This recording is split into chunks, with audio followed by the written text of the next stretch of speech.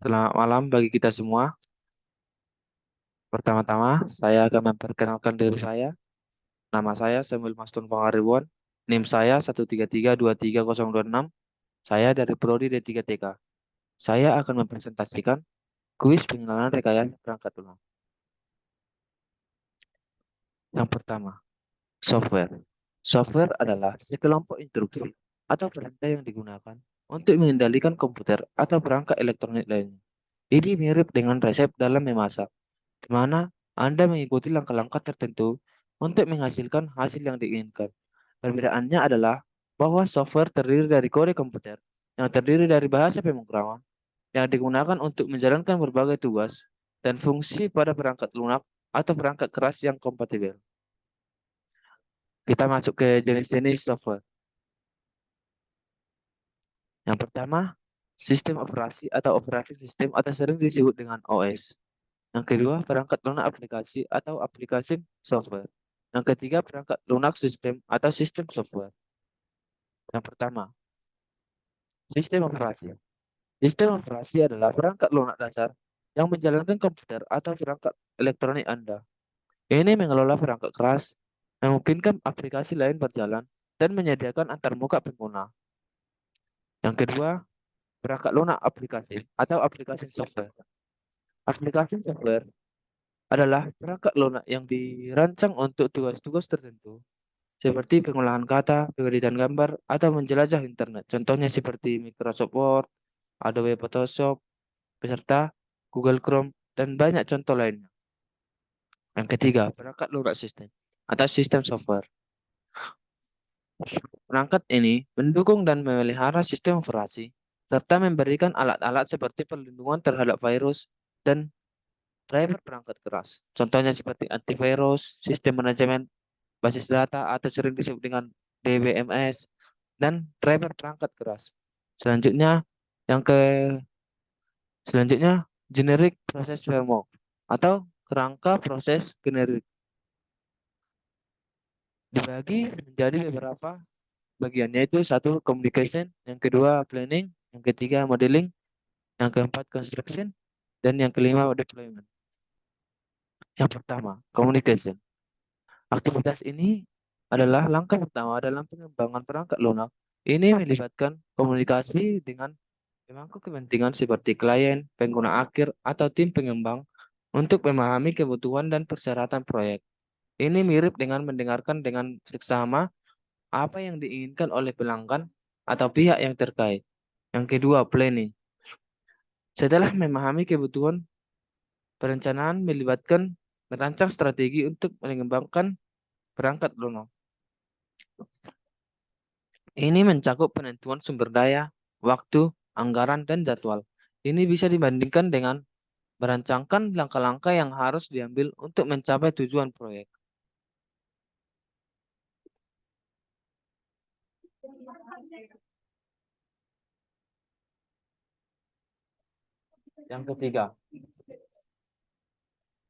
Yang ketiga, modeling. Modeling adalah suatu proses yang melibatkan pembuatan representasi atau simulasi sederhana dari suatu sistem atau fenomena di dunia nyata. Representasi ini dapat berupa persamaan matematika, program komputer, model fisik, diagram, atau metode lain yang membantu kita memahami dan menganalisis sistem yang sedang dibahas. Yang keempat, construction. Ini adalah tahap di mana perangkat lunak sebenarnya dibangun berdasarkan rencana dan desain yang telah dibuat sebelumnya. Ini adalah saat kode program ditulis, pengujian dilakukan, dan komponen perangkat lunak digabungkan. Ini bisa dibandingkan dengan membangun fondasi dan struktur fisik dari rumah. Selanjutnya yang kelima, deployment atau implementasi. Aktivitas terakhir adalah implementasi perangkat lunak ke lingkungan produksi. Ini melibatkan instalasi perangkat lunak di server atau perangkat pengguna akhir dan memastikan bahwa itu berfungsi sesuai kebutuhan. Ini seperti memberikan kunci kepada pemilik rumah setelah konstruksi selesai, sehingga mereka dapat mulai menggunakannya. Yang selanjutnya, jelaskan apa yang disebut dengan software proses. Software proses adalah serangkaian aktivitas yang diikuti dalam pengembangan pemeliharaan dan manajemen perangkat lunak. Proses Proses perangkat lunak dirancang untuk mengatur dan mengendalikan setiap tahap dalam siklus hidup pengembangan perangkat lunak. Tujuannya adalah untuk meningkatkan kualitas, produktivitas, prediktivitas dalam pengembangan perangkat lunak. Selanjutnya, jelaskan apa yang disebut dengan software proses model. Software proses model atau model proses perangkat lunak adalah kerangka kerja atau pendekatan yang digunakan untuk rekayasa perangkat lunak untuk mengatur, mengelola, dan mengarahkan seluruh siklus hidup pengembangan perangkat lunak. Nah, di sini kita akan melihat beberapa contoh dari preskriptif software proses model. Yang pertama, contoh pertama yang saya ambil yaitu model waterfall.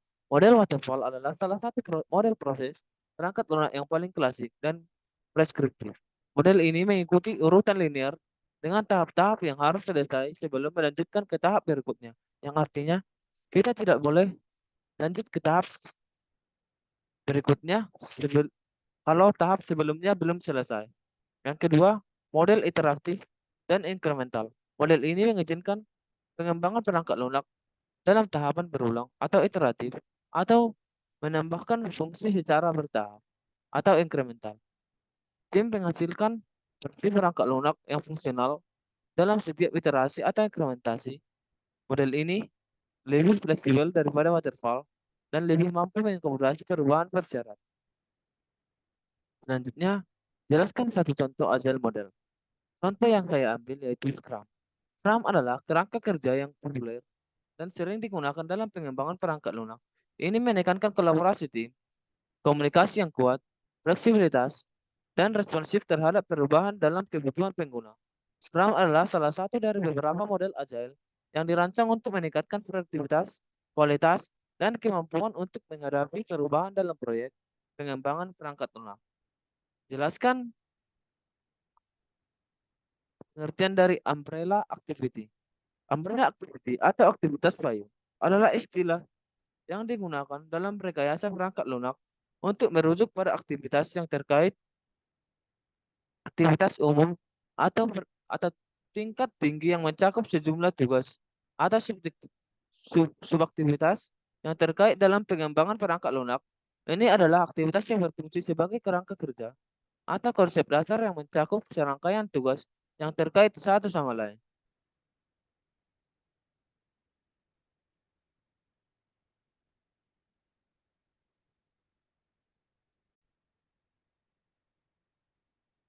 Nah, yang selanjutnya saya akan menjelaskan jenis-jenis kebutuhan perangkat lunak dan beserta dengan contohnya. Satu, kebutuhan fungsional. Dua, kebutuhan non-fungsional. Tiga, kebutuhan sistem. Yang keempat, kebutuhan pengguna. Yang kelima, kebutuhan bisnis. Yang keenam, kebutuhan lingkungan. Nah, saya akan menjelaskan satu persatu dari contoh perangkat lunak tersebut. Kebutuhan fungsional. Kebutuhan ini mendefinisikan apa yang perangkat lunak yang harus kita lakukan. Mereka mencakup fitur-fitur, fungsi, dan tugas-tugas yang harus diimplementasikan. Contohnya seperti sistem e-commerce harus memungkinkan pengguna untuk menambahkan produk ke keranjang belanja. Yang kedua, kebutuhan non-fungsional. Kebutuhan ini mendefinisikan bagaimana perangkat lunak harus melakukan fungsi-fungsi tersebut. Mereka mencakup aspek seperti keamanan, kinerja, skalabilitas, dan tampilan. Contohnya seperti waktu respon aplikasi, aplikasi web tidak boleh melebihi 2 detik. Yang ketiga, kebutuhan sistem. Kebutuhan ini mendefinisikan spesifikasi teknis perangkat keras dan perangkat lunak yang dibutuhkan untuk menjalankan perangkat lunak. Contohnya seperti perangkat keras, server harus memiliki RAM minimal 8 GB. Nah, selanjutnya yang keempat, kebutuhan pengguna.